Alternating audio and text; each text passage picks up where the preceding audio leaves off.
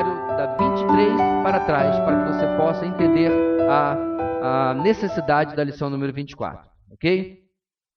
Pode mudar o slide? O que a lição 24 fala, irmãos?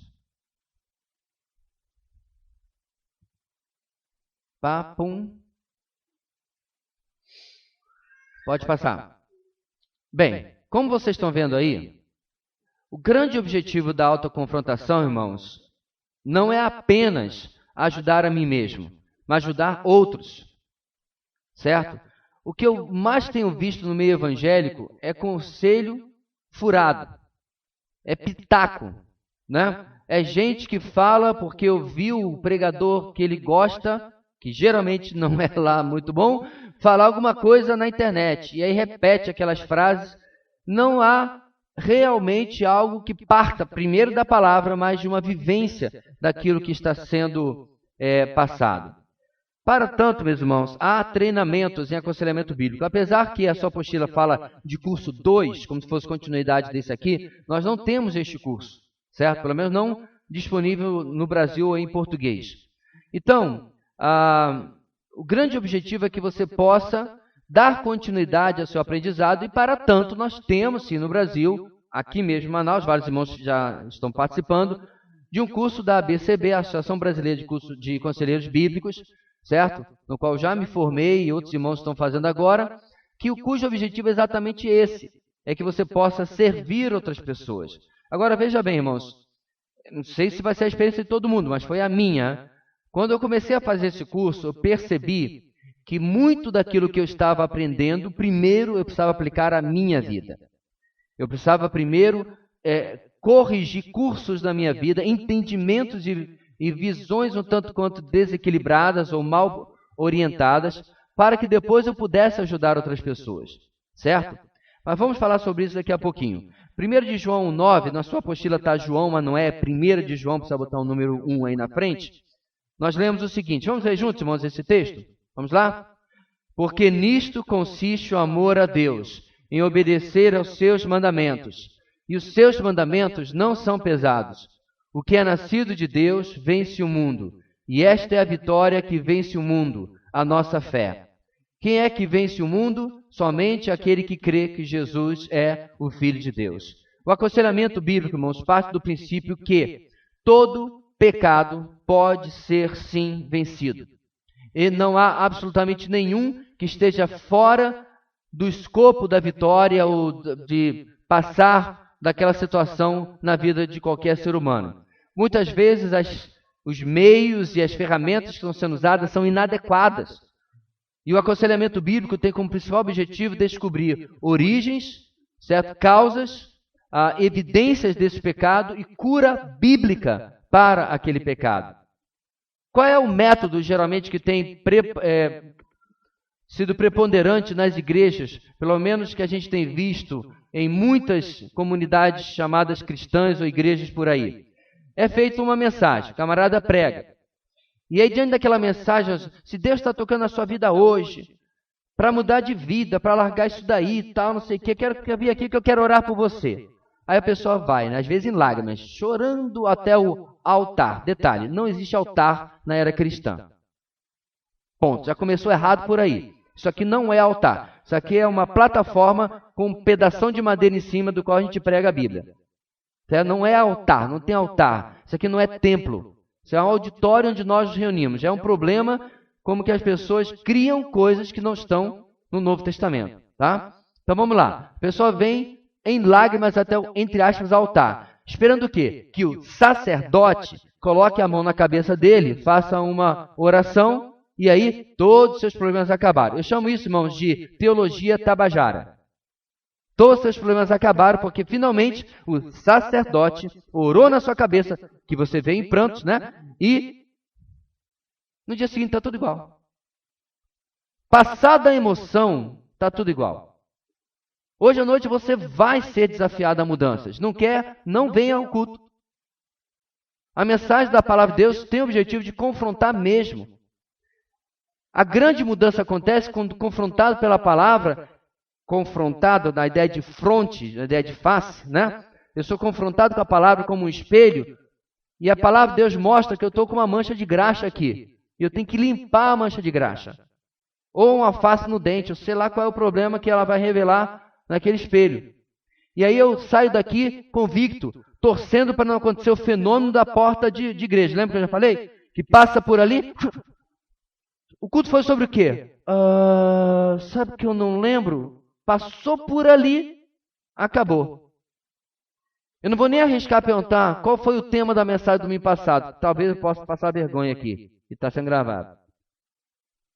É triste, irmãos, mas é a realidade. Às vezes o sermão do domingo não dura até o seu grupo de vida para você poder compartilhar. Eu não sei o seu demais líderes, mas quando o meu grupo de vida, sobre a mensagem, está um deserto de ideias, eu digo, alguma coisa está errada. As pessoas ouviram a mensagem como o auditório de Jeremias. Entra por aqui, saia por aqui. Lembra que Deus fala para ele isso? Não exatamente essa expressão. Mas Deus vira para Jeremias e diz, Jeremias, você para esse povo é como quem canta canções de amor. É a versão veterotestamentária para o ditado moderno. Entrou por aqui, saiu por aqui. Portanto, meus irmãos, se você quer mudança na sua vida, comece a tratar a palavra de Deus, a pregação da palavra, como seriedade. Tipo assim, onde é que você está indo domingo à noite? Eu estou indo lá apanhar. Apanhar é, você vai para o MMA? Não, vou para a igreja. Eu vou apanhar de perna manca para ver se eu tomo jeito na minha vida. Porque, meus irmãos, durante essa semana preparando a mensagem, você não pode ver, mas eu estou todo roxo. É assim quando você para realmente examinar ou ouvir a palavra de Deus. Pastor, você não saiu do tópico, não? Não. Aconselhamento bíblico, irmãos, é basicamente confrontação. Aconselhamento bíblico é você levar para as pessoas, né, a perspectiva de Deus sobre as escolhas da sua vida. E ajudá-la, orientá-la a mudar como ela tem caminhado. E ela possa tomar decisões melhores. Vamos lá.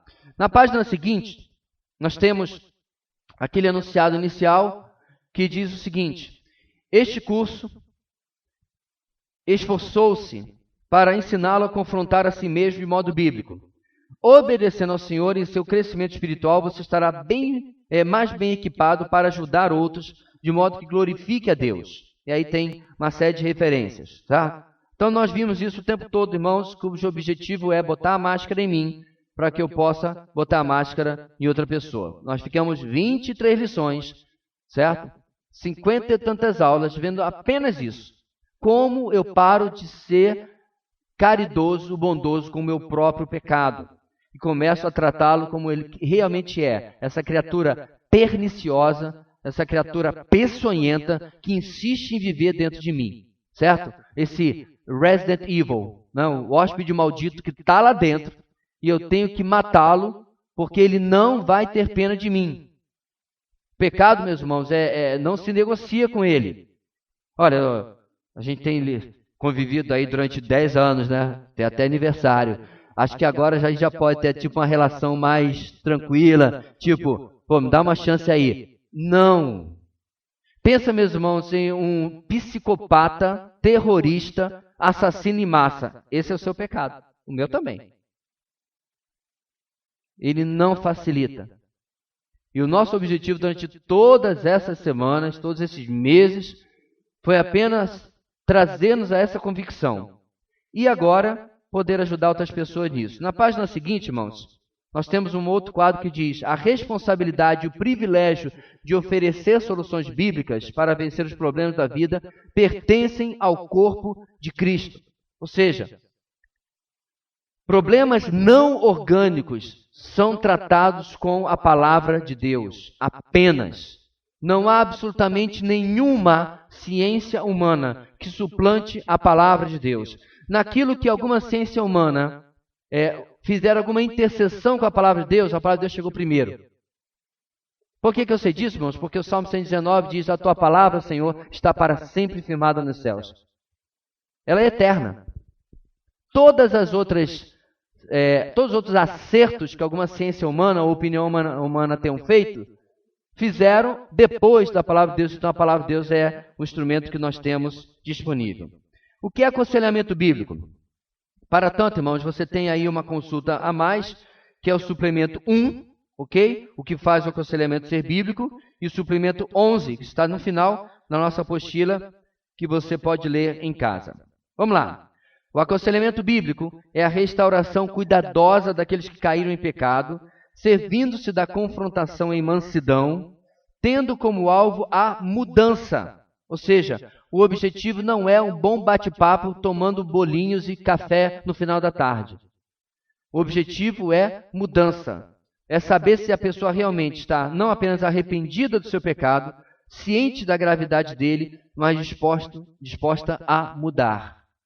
Então, o fator mansidão está aqui, é verdade. Mas não confunda, meus irmãos, mansidão com em passar a mão. Não confunda mansidão com em coadunar com o problema da pessoa, ok? Não confunda mansidão como permitir tolerar uma mudança superficial na vida da pessoa. As piores verdades que eu já ouvi na minha vida foram faladas com uma voz muito mansa e às vezes com um sorriso. Isso que mais doía. Porque às vezes você pode... fulano é desequilibrado. Botou o dedo na minha cara. Que aí você usa a atitude da pessoa como uma desculpa para não dar atenção àquilo que está sendo falado. Não é verdade? É mais ou menos, irmãos, como aquela ilustração que eu já dei do médico que você não, a pessoa foi, na época que não era proibido dentro do coisa, e o médico fumando, segundo aqui os seus exames, você está com câncer de pulmão, viu? E realmente é grave, está com metástase. E a pessoa está fumando na tua cara ali. E aí você usa o comportamento do médico para dizer assim, esse médico não é confiável. Ele acabou de te mostrar uma tomografia, meu amigo. Pouco importa se ele está engolindo, mastigando cigarro. Contudo, para facilitar o aconselhamento bíblico, o fator mansidão é importante. Não é o tom da voz, não é o grito ou qualquer coisa que vai convencer a pessoa. Primeiro é o Espírito Santo. Mas a sua atitude precisa ser tal que não crie uma desculpa para a não compreensão do seu próprio problema por parte daquela pessoa. Letra B. O aconselhamento bíblico envolve treinamento na justiça, discipulado em profundidade, para que o aconselhado não venha a tropeçar, carregue os próprios fardos, seja capaz de lidar com todos os problemas da vida e também de ajudar outros biblicamente. O ponto aqui, meus irmãos, é que é muito difícil você ajudar alguém com, de novo, um único encontro no final da tarde comendo bolinhos com café. Geralmente, e aí é que está o ponto que muita gente não quer se envolver, a ideia é de treinamento, é de algo continuado, algo que vai levar algum tempo, né? E, pastor, mas espera aí, como é que o senhor está dizendo? Quanto tempo o senhor está falando? Às vezes, meses, dependendo do que está acontecendo com a pessoa. É claro que há situações que alguém chega para uma rápida consulta, na falta de outra palavra, daquilo que você pensa sobre a situação, em que o problema não é tão grave assim, você pode ajudar a pessoa em um único encontro, uma conversa, às vezes mesmo com café e bolinhos. O ponto é que não se deve esperar que todo caso seja assim. Especialmente quando é um caso de disciplina. Requer que a gente ajude a pessoa a descobrir que o pecado dela não foi exatamente aquele pelo qual ela está sendo disciplinada, mas o que causa aquele pecado mais aparente. E aí, meus irmãos, está o grande problema que muitos cristãos... meu irmão, eu te amo. Nossa. E abraça, né, naquele momento que as igrejas fazem aí, né? As igrejas, a gente não. Abraça seu irmão, diga que o ama, tal, aquela coisa. Não convive, nem para café com bolinho, nada. Mas na hora do cântico para dizer que te ama, para cantar, né? Somos um no amor do Senhor. Eu queria dizer, irmãos, que alguém uma vez virasse para você e falasse assim, você dissesse assim, somos um, meu irmão? Então, estou precisando de uma ajuda, de aconselhamento, não está disposto a caminhar comigo 6 meses? Não, peraí, a gente é um, mas não tão um assim, né? Esse é o problema. A gente não entendeu, irmãos, o que é realmente comunidade. O que é povo de Deus, o que é igreja. Paulo fala aos romanos: eu estou convicto que vocês são capazes de aconselhar uns aos outros. Paulo não diz: pega, faz uma fila, faz uma lista, para quando eu for aí em Roma, eu poder atender um por um, tá? Ou então, faça uma lista e encaminhe para os presbíteros aí em Roma. Não, a igreja se aconselhava, irmãos. A igreja se ajudava mutuamente. E, portanto, eu preciso estar preparado comigo mesmo e depois estar disposto a ser usado dessa maneira. 2. Por que treinar os crentes para aconselharem biblicamente? Letra A. A palavra de Deus é a única autoridade em questão de fé e conduta e o único padrão legítimo para avaliar todos os aspectos da vida. Ela é completamente suficiente para orientar em todos os problemas da vida. Nós não estamos lendo as referências, irmãos, porque tudo isso aqui nós já lemos nessas 50 aulas. Todos os versículos são recorrentes, certo? E a suficiência das Escrituras, irmãos, pelo menos para a nossa igreja, não sei para quem vai assistir esse vídeo depois, já devia ser algo sobejado. Afinal de contas, está escrito o que aqui? Conferência Teológica Sola Escritura. Não é só a Escritura, mas o bom livro que você pegou lá na sessão de autoajuda. Não é só a Escritura, mas o livro, mesmo que o seu teólogo preferido tenha escrito. Mesmo que a gente possa usar, irmãos, bons livros cristãos, sãos, para ajudar os outros a entender mais sobre o seu problema, eles só são bons e sãos porque estão baseados na palavra de Deus. Caso contrário, não serve. Ok? De qualquer maneira, irmãos, a Bíblia é a nossa matéria-prima para ajudar as pessoas. Por isso que treinar crentes biblicamente, para aconselhar biblicamente, é necessário conhecimento bíblico. Conhecer o livro-texto que vai ajudar nas mudanças na vida das pessoas. Letra B. No corpo de Cristo ocorrem problemas que devem ser tratados biblicamente. E aí você tem, é claro, exemplos sobejados em que, quando o problema acontecia com Davi, Samuel, Gade ia falar com ele e tratava biblicamente. Quando o problema aconteceu com Pedro, Paulo confronta de maneira veemente, mas o confronta biblicamente. Então veja bem, irmãos, não há necessidade de irmos atrás de outras fontes. O que temos é a necessidade constante dos cristãos de saírem do conhecimento raso da palavra de Deus. Assim, me preocupa um fenômeno que acontece nas igrejas do Brasil. Os cultos da noite, via de regra, 99,99% são muitas vezes lotados. Mas não só as EBDs não têm a mesma atenção, como em muitas igrejas a EBD já foi cancelada. A Escola Bíblica Dominical. Isso é preocupante. Que demonstra, meus irmãos, que nós estamos mais atrás do evento, que o culto da noite tem mais aparência, tem louvor, tem isso, tem aquilo, tem mensagem também, nossa igreja tem. Mas apenas sentar, e no nosso caso, durante 2 horas, para estudar a palavra de Deus, não é tão atrativo assim. Isso é preocupante, bastante preocupante. É por isso que nós colocamos para aqueles que buscam membresia na nossa igreja, uma das condições é frequentar a EBD. Caso contrário, você é bem-vindo para ser visitante a vida inteira no culto da noite, mas membro da igreja não vai se tornar. Porque a EBD, meus irmãos, o estudo da palavra de Deus é de fundamental importância para a minha vida, e se eu tenho qualquer ilusão, qualquer pretensão de um dia sequer ajudar alguém. Em 1 ou 2 semanas, dependendo da chegada do material, nós vamos começar outra matéria. E quando nós escolhemos uma outra matéria, irmão, nós escolhemos a dedo para atender necessidades da nossa igreja local. Isso significa que pelo menos uma parcela não está recebendo um remédio. Não está recebendo a administração daquele remédio para necessidade, dificuldade, pontos onde precisamos de crescimento. Portanto, irmãos, é imprescindível esse conhecimento para poder tratar biblicamente a vida das pessoas. Letra C. Os descrentes têm grandes carências que podem ser preenchidas apenas por meio de Jesus Cristo e de uma vida orientada pela palavra de Deus. Tal como nós já falamos várias vezes, meus irmãos, as pessoas podem chegar até você com 1000 problemas, 1000 dificuldades, 1000 lutas, etc. Mas a primeira e grande necessidade da vida daquela pessoa é o Evangelho.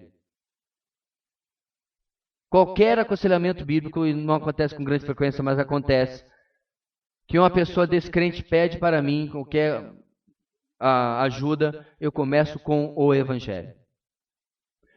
Mesmo que eu fale para ela algum tipo de solução, eu demonstro como essa solução é tão difícil para ela, que ela só conseguirá com a ajuda de Deus, com a ajuda do Senhor Jesus. Como, por exemplo, uma pessoa que chegou para mim há anos atrás, um problema grave, e eu virei para ela assim: eu tenho a solução para o seu problema, anota aí. E ela ficou ansiosa. Eu falei assim: você precisa amar essa pessoa. Ela largou o lápis e disse: como é que é? Pois é, eu não vejo outra alternativa. Porque a pessoa não está aqui. Eu não tenho como virar para ela e dizer assim: ei, deixa de ser cri-cri, deixa de ser chata pra caramba na vida da pessoa. Não tem como fazer nada, ela não está aqui, você está. E você tem que amar essa pessoa insuportável que Deus colocou na sua vida. Aí ela falou para mim: mas eu não consigo. Eu falei: agora chegamos até onde eu queria. Eu também não. Na verdade, a vontade que eu tenho, só você me contando, nem sei se é verdade, só você me contando como essa pessoa é, a vontade que eu tenho é de esganá-la. Mas como eu preciso amá-la, você também. Agora eu vou lhe dizer como você faz para amá-la. Aí você entra com o Evangelho. Mas é impossível, meus irmãos. A solução não está ao nosso alcance. Se estivesse, a gente precisava de Deus. Está fazendo o que aqui no domingo pela manhã? Bora para o banho. A gente precisa da palavra. Nós precisamos do lavar regenerador da palavra, exatamente porque aquilo que o Espírito quer fazer na nossa vida depende dele. E não depende unicamente de nós. Então os descrentes precisam principalmente do Evangelho. Letra D. O aconselhamento bíblico ajuda a remover os obstáculos que impedem o crescimento do aconselhado. Em outras palavras, o processo de santificação. Cada crente deve estar ciente, primeiro, do plano divino para que ele cresça à semelhança de Cristo. Tudo isso nós cobrimos na nossa apostila. Ele precisa entender que Deus quer que ele cresça. Estagnação não é uma opção. Ok? 2.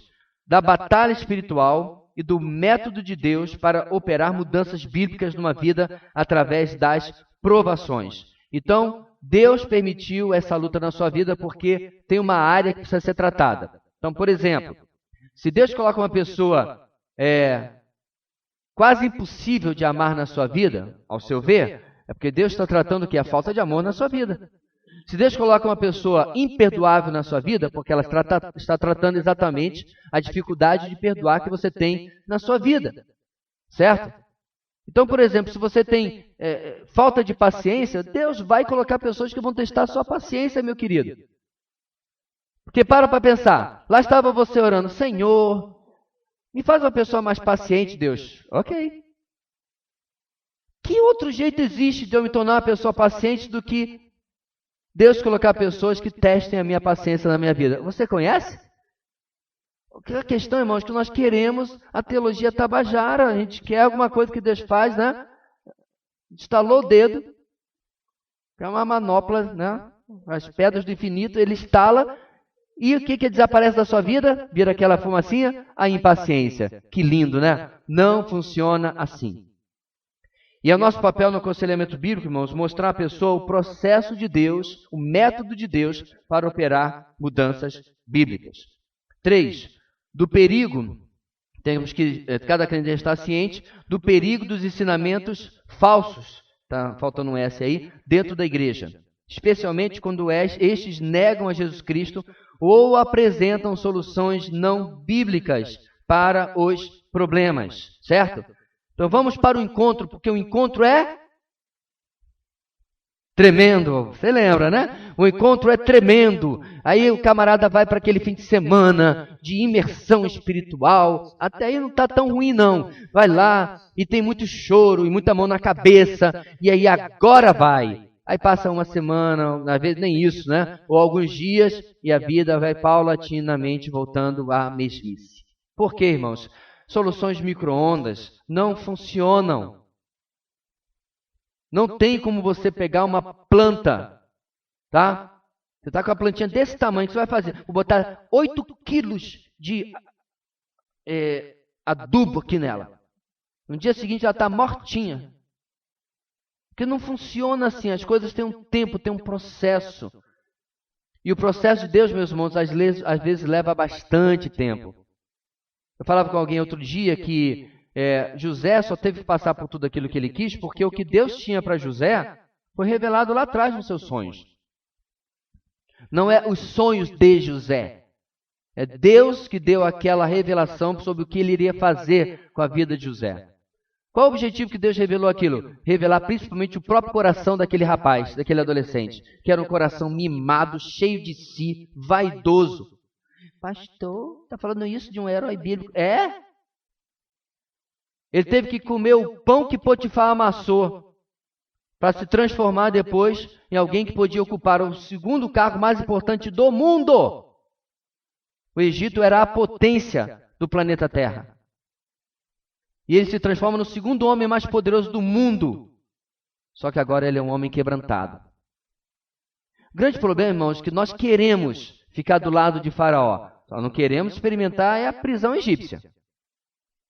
E o nosso aconselhado tem que entender que muitas vezes ele vai ter que se restituir com pessoas, ele vai ter que pedir perdão para outros, ele vai ter que tomar outros rumos na sua vida. Ele vai ter que vender a casa e mudar de bairro. Meus irmãos, sinceramente, quando o aconselhado começa a escolher o que ele deseja fazer, o que ele não deseja fazer para a sua restauração, eu começo a dizer, olha, muito obrigado, foi bom até agora, tá bom? Eu não sou a pessoa para lhe acompanhar.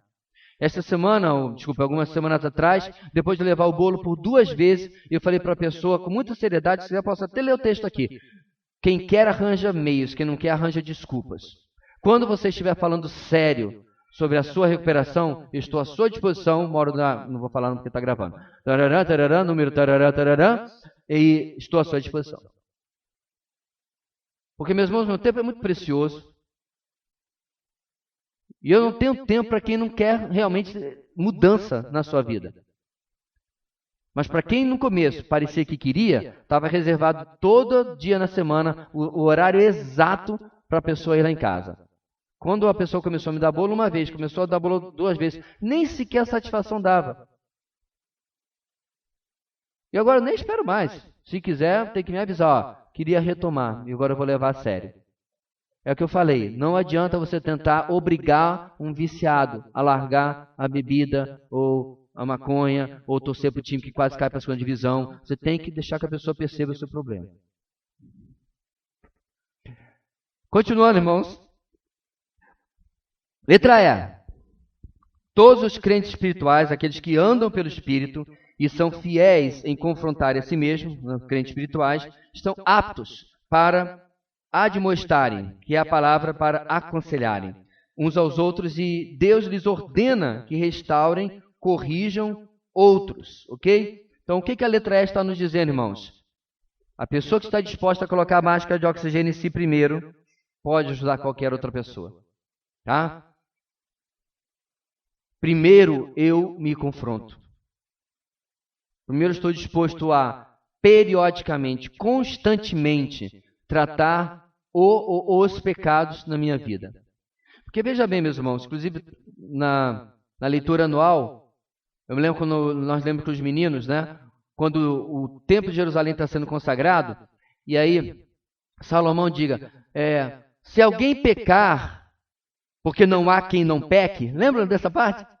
Salomão mesmo fala, se alguém pecar e se voltar para esse templo e pedir, buscar a tua face e tal, mas Salomão faz um pequeno complemento ali, porque não há quem não peque. Eu achei muito interessante aquilo lá. O que é que eu estou falando, meus irmãos? O conselheiro bíblico, ele não é nem de longe uma pessoa perfeita. Na verdade, é a ruína de qualquer conselheiro bíblico, é a ruína de qualquer cristão, quando ele acha que já venceu todos os problemas na sua vida, né, e é algum, sei lá, exemplo absoluto de perfeição e santidade. Muito pelo contrário. O verdadeiro conselheiro bíblico, irmãos, ele é o publicano da história de Jesus. Nem consegue erguer os olhos, bate no peito e diz, tem misericórdia de mim. Porque muitas vezes, quando você estiver fazendo aconselhamento, meus irmãos, você vai perceber Deus mostrando a sua própria fraqueza. algo que você ainda deixou passar, escapou pelos dedos. E em aconselhando aquela pessoa, é um momento de você novamente tratar a sua própria vida. Ok? Letra F. O treinamento e aconselhamento bíblico aumenta significativamente a habilidade pessoal para evangelizar e fazer discípulos.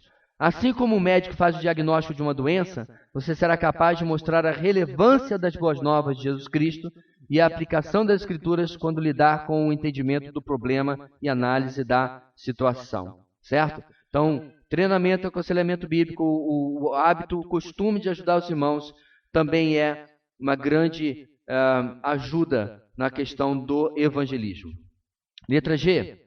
A função principal do pastor é equipar os crentes para que ministrem. Quando o pastor treina o seu rebanho, os crentes, para aconselhar biblicamente, os crentes, primeiro, dão alívio ao pastor que não precisa carregar sozinho as responsabilidades do aconselhamento. Uns dias atrás, eu fui acusado de não dar a devida atenção que a pessoa gostaria de ter tido durante seu problema. Bem, aí eu parei para pensar, até parece que eu estou sozinho na igreja, né? Mas não é. Nesse caso em particular, a pessoa tem uma visão daquela que eu mencionei, sacerdotal do ministério pastoral. O que Pedro fala mesmo, irmãos, da igreja do Senhor? Nós somos todos sacerdotes. Existe um grave problema, irmãos, quando nós não entendemos que é a nossa função estender a mão para o irmão ou a irmã que está passando por algum problema e precisando de ajuda. Como eu já falei, irmãos, nós somos mais de 100 membros em um universo de quase 200 pessoas. É virtualmente impossível que eu ajude, na verdade não eu, que eu e os presbíteros dessa igreja sozinhos ajudemos todas as pessoas. É virtualmente impossível. Pode pesquisar. Pastor, então a gente precisa contratar mais pastores. Não, irmão, você está entendendo errado. Isso é o que muita igreja faz. Tem igreja que inclusive fala assim, nós precisamos de um pastor para cada tantas pessoas. Não, nós precisamos que tantas pessoas acordem para ajudar os demais. Isso é mais forte, irmãos, à medida que você vai envelhecendo, entre aspas, na fé.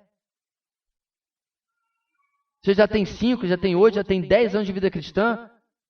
Já passou do tempo de você ser instrumento para a ajuda de outras pessoas. Mas quando você vive ensimesmado no seu próprio universo, nas suas próprias necessidades apenas, aí realmente fica muito difícil. Agora, deixa eu lhe dar uma dica. Comece a sair do seu casulo e comece a ajudar as pessoas. E você vai ver o quanto isso lhe ajuda. É impressionante. Cuidar de gente traz saúde espiritual para a gente. Como assim, pastor? Eu começo a querer cuidar de mim mesmo. É mais ou menos como aquele cara que, né, a mulher chegou com beta-HCG para ele, eu estou grávida, né? Aí o cara para de fumar. Já conhece esse cara assim? Eu conheço vários. O cara para de fumar, começa a beber, começou a fazer caminhada, bicicleta, por quê? Tá vindo um guri aí, uma guria, tanto faz, tá vindo uma criança, e ele vai ser responsável, então ele começa a ser mais responsável pela sua própria vida. Isso é uma metáfora perfeita do que acontece, irmãos, quando você começa a cuidar dos outros. Começa a prestar mais atenção no seu devocional, porque pode ser útil para ajudar outra pessoa. Ou seja, é necessário, irmãos, realmente o cuidado, né, com a nossa vida para ajudar outros e não depender apenas de 1, 2 ou 3 dentro de uma igreja local. 2. Tornam-se maduros aprendendo a confrontar a si mesmo, que acabei de falar, biblicamente, e descobrindo a plena suficiência da palavra de Deus para lidar com qualquer problema da vida. 3. Tem a oportunidade de oferecer conforto a outros e serem abençoados nesse processo. Estarão aptos para ensinarem ou treinarem outros. Ponto aqui, meus irmãos, é o que está lá em 2 Timóteo capítulo 2. Paulo vira para Timóteo.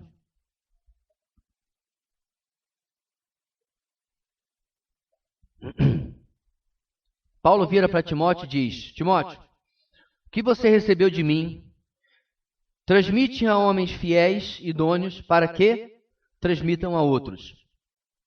Esse princípio, meus irmãos, da parte de Timóteo, pode até parecer que é uma coisa mais para os homens, mas não tem problema, você pega Tito 2 e dá no mesmo para as mulheres. A ideia aqui, meus irmãos, é que a igreja precisa ter uma cultura aonde o irmão novo, o casal novo, os jovens, sem que a família pertença à igreja, tenho sempre chamado a atenção disso, os, entre aspas, órfãos da nossa igreja, aquele jovem, aquela jovem que não possui familiares na igreja, precisam de especial atenção dos casais mais velhos. É impraticável em uma igreja local que alguém se sinta perdido na multidão. Sabe por quê, meus irmãos? Porque alguém já trocou as suas fraldas. Agora, quer ver só? Daniel, você lembra quando o pastor Gideão trocava suas fraldas? Não. Nem eu, quando meus pais trocavam as minhas, porque eu era um bebê. O mais interessante, irmãos, é que nós não percebemos nos primeiros anos da nossa vida cristã, claro, quando isso realmente aconteceu, as pessoas que cuidaram de nós. Nós não temos maturidade para entender até o que está realmente acontecendo. Mas você não é mais um bebê na fé. E você pode reconhecer hoje que alguém trocou as minhas fraldas, alguém fez mamar para mim. Alguém fez uma mamadeira para mim. E hoje, irmãos, quão egoísta eu sou em não cuidar de quem precisa de cuidado. Até porque, mesmo já anos depois, onde fraldas espirituais já era uma coisa distante da minha vida, mesmo anos depois, quando eu precisei, eu tive quem cuidou de mim. Aí talvez a metáfora não seria mais da frase, mas eu estava com as duas pernas quebradas. Eu me lembro quando minha mãe operou o joanete, não sei se alguém já teve o privilégio, eu já tive o privilégio de carregar minha mãe no colo. Minha mãe operou o joanete, né, que é esse osso que cresce do lado de dentro do pé. E ela não podia pisar no chão. Então, eu a pegava na cama, colocava na mesa, pegava na mesa, colocava no sofá, pegava no sofá, colocava no banheiro, obviamente saía, né, e tudo mais, porque ela não podia pisar no chão durante muito tempo. Tive o privilégio de carregar minha mãe no colo. Todos nós precisamos, irmãos, ser carregados no colo em algum momento da nossa vida. Por que nós não dispomos a carregar também? Sabe, muitas vezes, isso é exatamente o que provoca imaturidade, infantilidade na vida de muito crente. Quer sempre ser carregado, mas nunca está disposto a carregar nada por alguém. Nunca está disposto a fazer uma cutícula por ninguém. Aí, 23 lições... Mas não, aí você diz assim, irmão, precisando que você discipule alguém ou alguém. Ah, pastor, eu não posso. Irmão, sinceramente, eu estou farto de ouvir gente que diz eu não posso. Me perdoe o desabafo. Crente de 5, 10, 15, 20 anos e congregando uma igreja onde você aprende. Continua dizendo eu não posso, eu não consigo, eu não tenho capacidade. O que é uma brutal mentira. Muito obrigado, irmão Jackson. Eu não quero. Aí tudo bem. Que admitamos, irmãos, o nosso egoísmo. Eu não quero ajudar as pessoas. Eu quero só ser carregado no colo. Aí a gente está de acordo. Sabe por quê, meus irmãos? Porque já teve muitas manhãs em que eu não queria vir para cá. A semana foi ruim. Acordei todo dia de pé esquerdo. Foi aquela semana que eu chegava em casa querendo chutar o cachorro, jogar a gata pela janela. Não fale comigo não, que eu tô com a cachorra um dia na minha terra. E aí chega o domingo. Parece aquela ilustração, né? Meu filho, acorda. Está na hora. Não, hoje eu não quero ir para a igreja, não. Meu filho, acorda. Hoje eu não quero, não. Meu filho, acorda, vai. Mãe, eu não quero ir para a igreja. Meu filho, você é o pastor. O quê? Pastor também não quer ir para a igreja? Tadã! Gideão, já aconteceu contigo? Sim ou não? Seja sincero. Sim. Marcelo, já aconteceu contigo? Pois é, não estou sozinho, né? Porque sabe o que, meus irmãos? Tem hora que você se cansa do cheiro de fralda suja. É.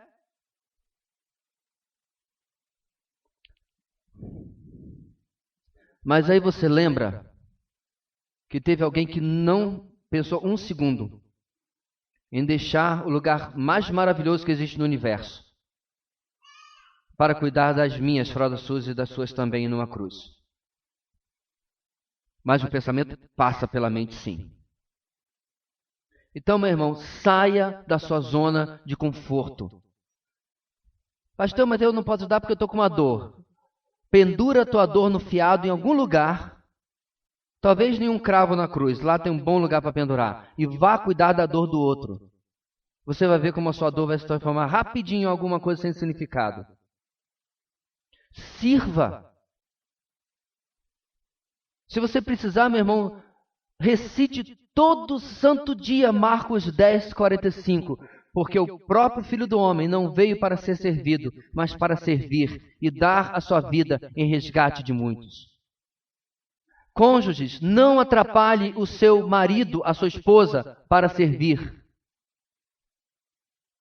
Mas se ele for servir os outros, vai me negligenciar. Já ouvi também.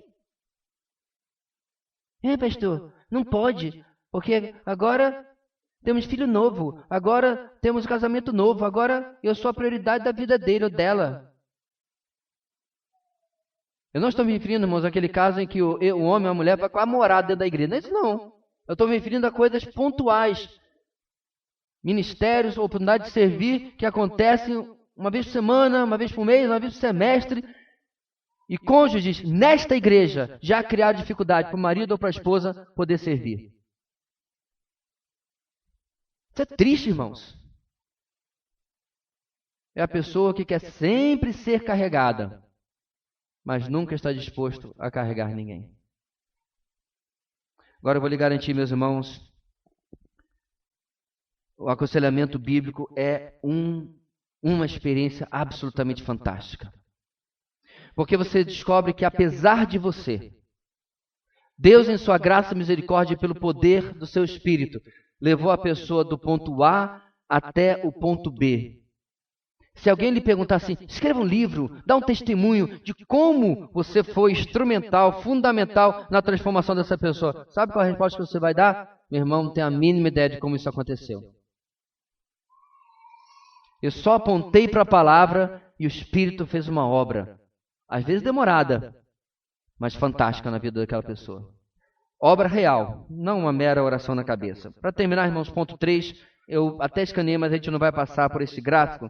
Ele está aí na sua apostila 419 em diante, tá? Ponto 3. Como você pode se preparar para um treinamento adiantado em aconselhamento bíblico?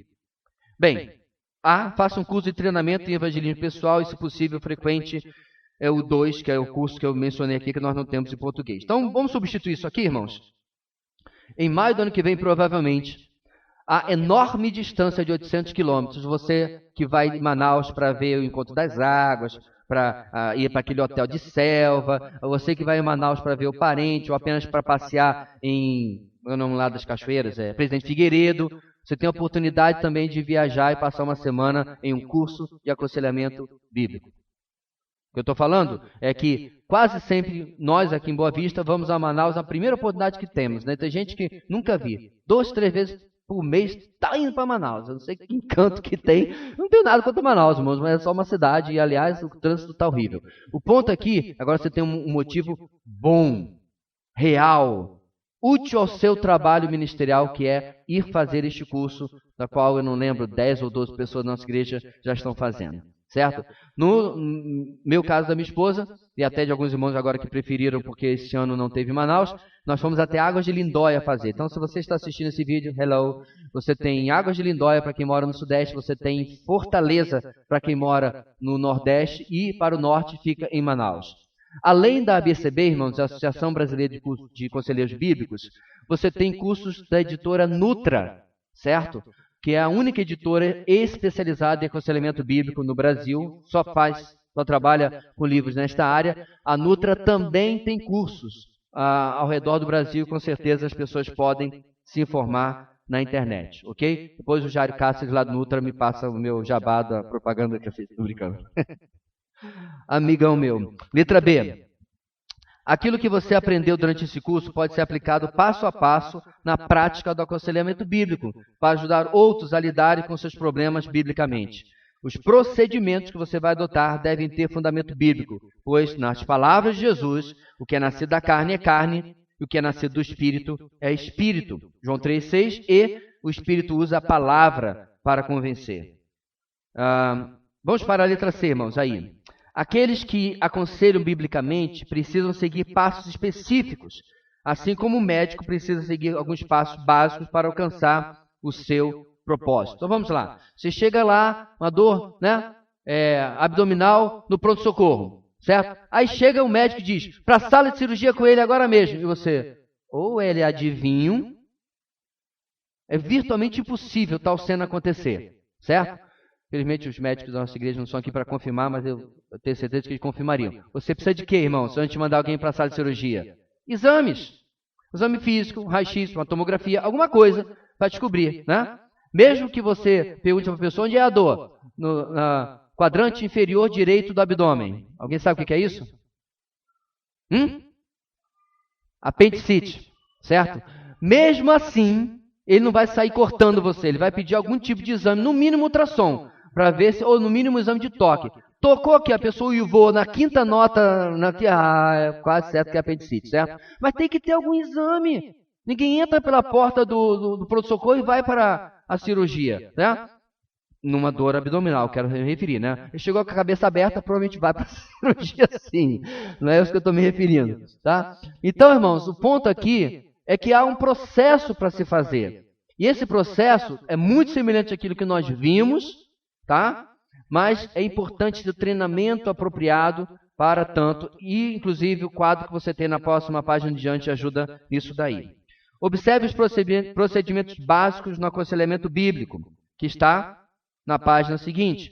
Os elementos mencionados fazem referência às lições e aos suplementos. Aí agora você está pensando assim, eu devia ter prestado mais atenção às 50 últimas aulas. É verdade.